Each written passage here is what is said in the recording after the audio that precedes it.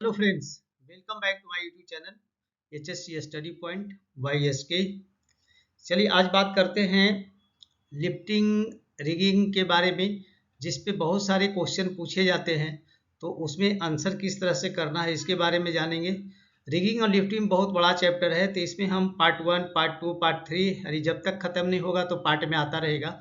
आपसे रिक्वेस्ट है कि जितने भी पार्ट आते हैं आप उसको देखें। तो चलिए स्टार्ट करते हैं। कौन सा क्वेश्चन आपसे पहले पूछा जा सकता है रिगिंग में?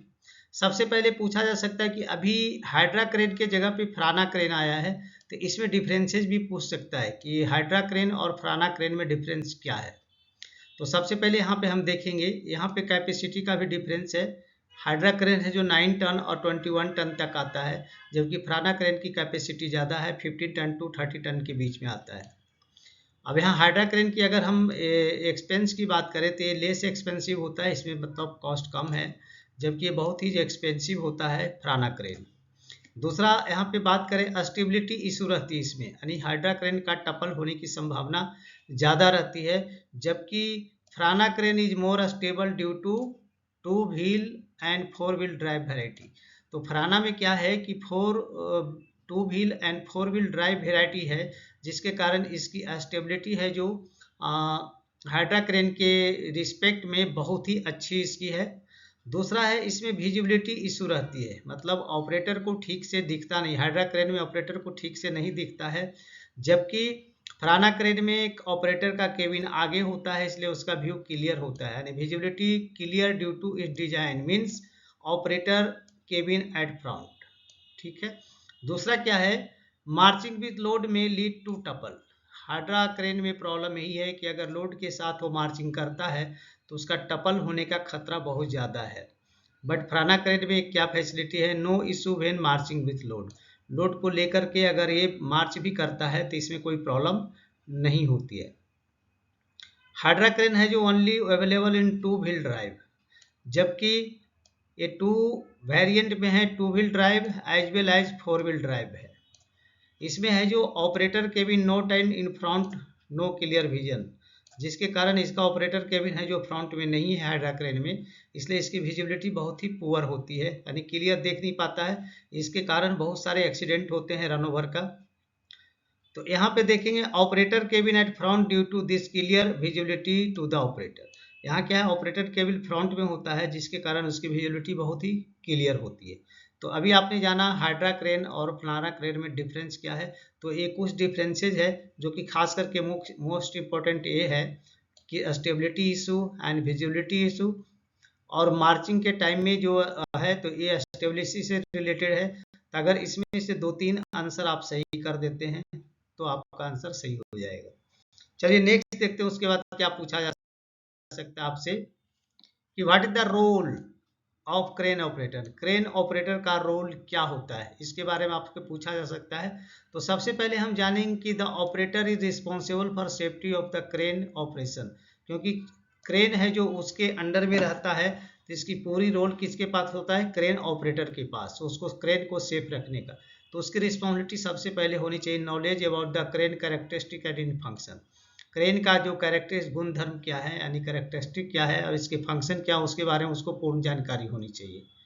Knowledge of crane operating manual, crane का जो ऑपरेटिंग मैनुअल है उसके बारे में उसको नॉलेज होनी चाहिए। Knowledge of cranes load chart and in calculation, तो क्रेन लोड है जो उसका लोड चार्ट के बारे में क्रेन का उसको नॉलेज होना चाहिए। इसका कैलकुलेशन कैसे करते हैं उसके बारे में उसको फुली नॉलेज होनी चाहिए। Advising during inspection and maintenance of the crane as per guidelines of manufacture, मतलब जब भी क्रेन का मेंटेनेंस होता है या इंस्पेक्शन होता है तो उसमें अपने आधार पे जो भी उसको लगता है तो एडवाइस कर सकता है। Monitor any site condition date में इफेक्ट क्रेन ऑपरेशन, जैसे कि ओवरहेड पावर लाइन है तो इसका उन्हें यहाँ पे ध्यान रखना होता है।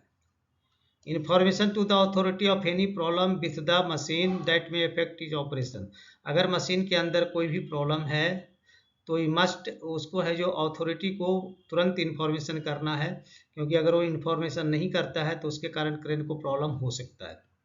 और नेक्स्ट है record the maintenance of the crane as site level, crane पे साइट लेवल पे अगर कोई भी मेंटेनेंस होता है तो रिकॉर्ड उसको रखना है कि किस दिन मेंटेनेंस हुआ था। तो ये है जो मेन रोल है क्रेन ऑपरेटर का। चलिए इसके बाद देखते हैं नेक्स्ट क्वेश्चन पूछा जाता है कि what is the role of rigger. Rigger की रोल क्या होता है लिफ्टिंग एंड रिगिंग एक्टिविटी में। तो रिगर क्या है, select lifting gear and equipment. ये लिफ्टिंग गियर और इक्विपमेंट का सिलेक्शन करता है कि कौन सा लिफ्टिंग गियर लगेगा वहां पे।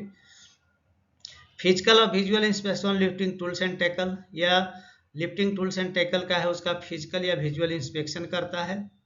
Responsibility for slinging deslinging and storing equipment rightly, तो उसको स्लिंगिंग डिसलिंगिंग करना और उसको स्टोर सही ढंग से करना, ये इसकी रिस्पॉन्सिबिलिटी में आती है।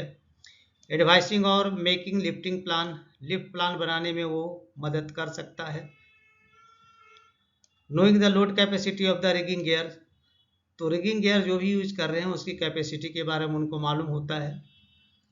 नोइंग क्रेन कैपेसिटी, क्रेन की कैपेसिटी के बारे में भी उनको जानकारी होनी चाहिए या होता है।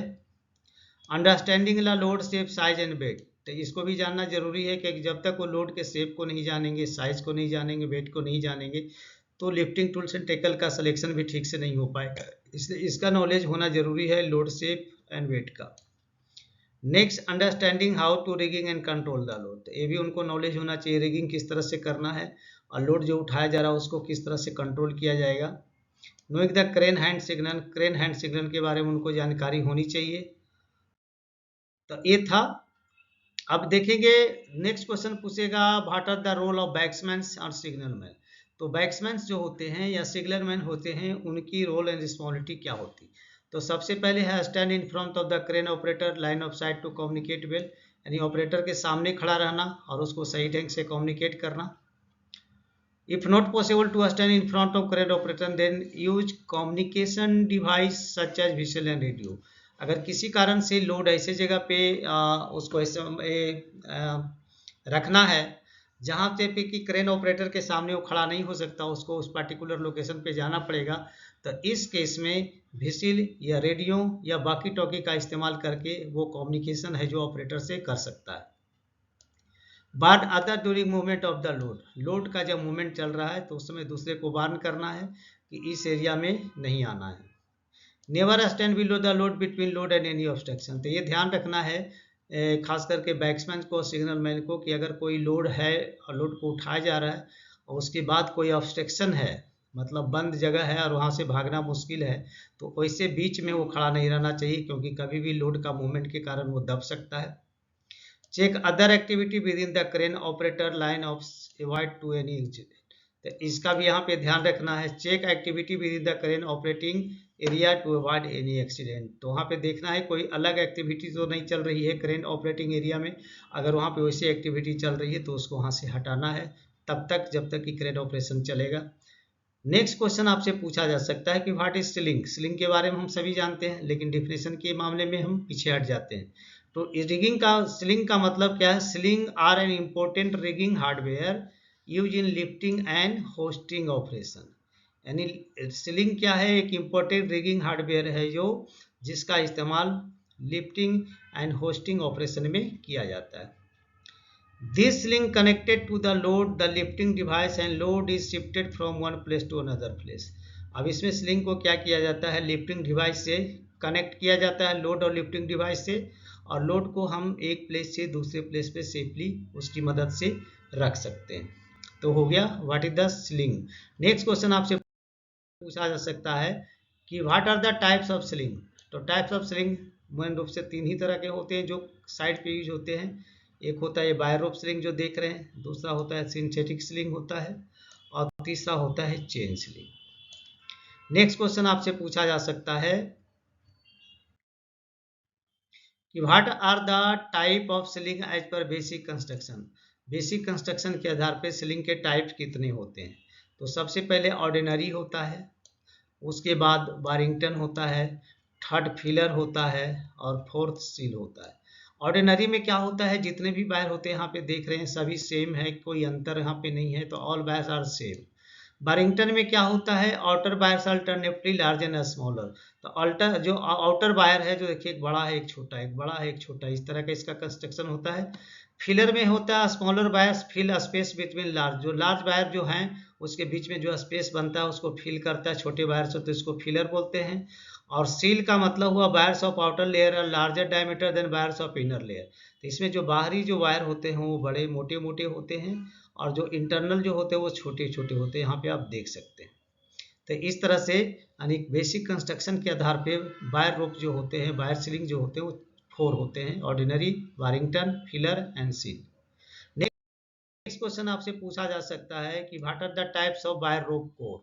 तो वायर रोप कोर ओनली है जो 3 ही होते हैं, natural fibre core, independent wire rope core and synthetic fibre core. Next question आपसे पूछा जा सकता है how to keep wire rope safe. Wire rope को सेफ कैसे रख सकते हैं। तो सबसे पहले आप आंसर कर सकते हैं ensure that the right side and right construction of rope is use. यानी जब भी स्लिंग का इस्तेमाल कर रहे हैं तो उसका साइज इक्वल हो, बराबर होना चाहिए और राइट कंस्ट्रक्शन उसका होना चाहिए। Lubricate rope regularly according to manufacturer guidelines. यानी मैन्युफैक्चर के द्वारा जो गाइडलाइंस दिए गए हैं उसके आधार पे रोप को लुब्रिकेट किया जाना चाहिए। Never overload the rope. Rope को कभी भी ओवरलोड नहीं करना है, नहीं तो टूटने का डर होगा। Avoid shock loading. Shock loading का मतलब अचानक लोड को उठा लेना, ये गलत है, ये नहीं करना चाहिए, इससे स्लिंग खराब हो जाएगा। Ensure there is no loose in rope and lift the load carefully. तो यहाँ पे ध्यान देखना है कि रोप में कोई लूज नहीं होना चाहिए, लिफ्ट द लोड केयरफुली, और लोड को केयरफुली उठाना है। Use software to protect rope from corner and sharp edge. तो यहाँ पे ध्यान रखना है कि शार्प एज पे अगर हम इसका इस्तेमाल कर रहे हैं तो उसके, या कॉर्नर पे हम इस्तेमाल कर रहे हैं तो वहाँ पे सॉफ्टवेयर का इस्तेमाल करना चाहिए ताकि स्लिंग डैमेज नहीं हो।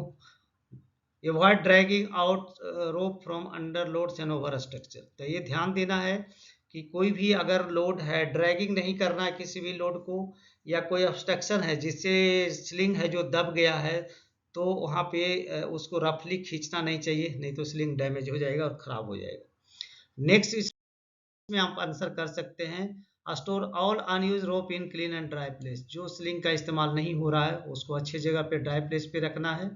Avoid to pull rope tightly and then में किंकिंग। तो यहाँ पे ध्यान, कभी भी अगर कोई भी रोप फंसा हुआ है तो उसको टाइटली नहीं खींचना चाहिए, नहीं तो वो किंक हो जाएगा, और वंस अगर किंक हो गया तो फिर अपने ओरिजिनल पोजीशन में नहीं आएगा, यानी परमानेंटली उसको हम डिस्कार्ड करना पड़ेगा।